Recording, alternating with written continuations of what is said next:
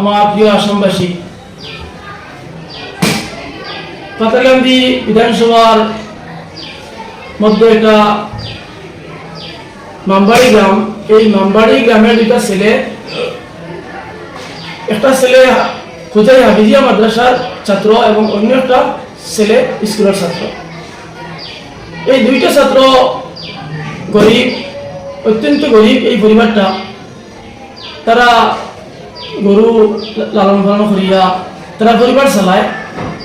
তো তার একটা বা দুইটা গরু হারিয়ে গেছে। তারা যখন এটার তালাশে বিকালবেলা মাগরিবের পরে বার হয়েছে, গিয়া একটা বা দুইটা গরু তারা গরু খাইছে। একটা ভাইয়া যখন লইয়া নালবাড়ির মধ্যে আইছে, তখন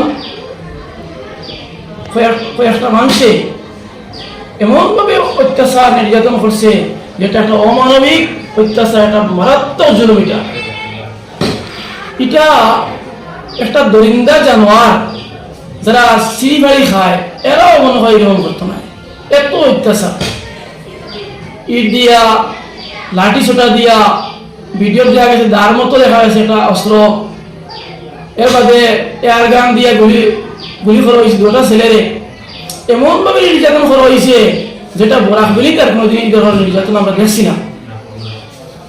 তো এই নির্যাতনের প্রতিবাদ মানুষ যারা মাঝে মানবতা আছে, চাই হিন্দু হোক মুসলিম হোক, সবাই এটার বিরোধিতা করে, প্রতিবাদ করে।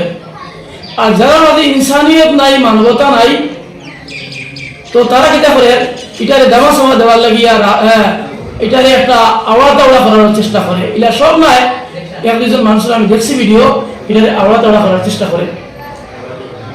তো যারা দোষ করে এবং যারা নীরব থাকে, উভয় দোষী। যারা অন্যায় করে, একটা কথা আছে, অন্যায় সহে, তারা উভয় দোষী। আমরা আসলে এই কোনো অশান্তি, উশৃঙ্খলা, সাম্প্রদায়িক দাঙ্গা এটা আমরা চাই না। আমরা আসাম শান্তিতে থাকতে চাই। এর কারণে আমরা চাইয়া যে এই নিরীহ এটা গরু চুরের তহমত দিয়ে লাগাইয়া এটারে তারা মারা হয়েছে। আসলে তারা গরু চুর নয়। এর কারণে আমরা এটার মূল কারণ লইয়া যে গরু লইয়া যে কিছুদিন পরে পরে একটা মুসলমানের উপরে অত্যাচার জুলুম চলে, এটা আরো হয়েছে। এটা বন্ধ করতে হইলে ফেনে করা হয় না। যদি যারা এরকম মারাধরা করে, তারা দৃষ্টান্তমূলক শাস্তি যদি আগেও দেওয়া হইতো, তাহলে তো এরকম আর ঘটনা ঘটতো না। এর কারণে আমরা বলে মারা যাইয়া আজকে এই যে গরু যেটা, এটা গরু দিয়ে মারামারি খেলে হয়, এটার গো মাতা, হিন্দু মেজরিটি বাইরে গো মাতা হয়।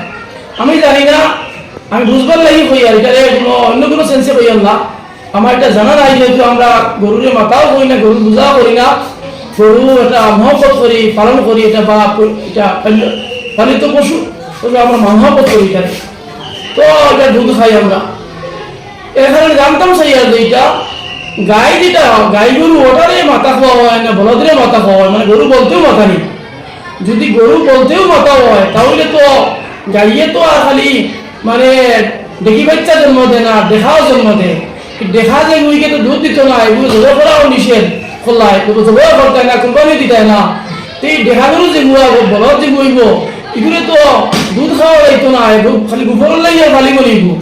এগুলো তো মানুষে কিতা করবো, এগুলো তো হাজার হাজার আপনার বলদ হল থাকবা, দেখা হল থাকবা, এটা মানুষে খেয়ে ফালিব না। হিন্দুয়ে ফালিব, হিন্দু মানুষে ফালিবা না, মুসলমান মানুষে ফালিবা।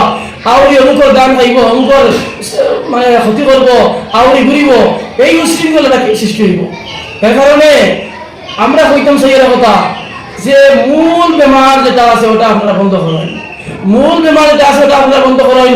আজকে ভারতবর্ষ পৃথিবীর মাঝে ভারতবর্ষ হইল গো মাংস এক্সপোর্টের ক্ষেত্রে, অর্থাৎ রপ্তানির ক্ষেত্রে 2 নম্বর বা 3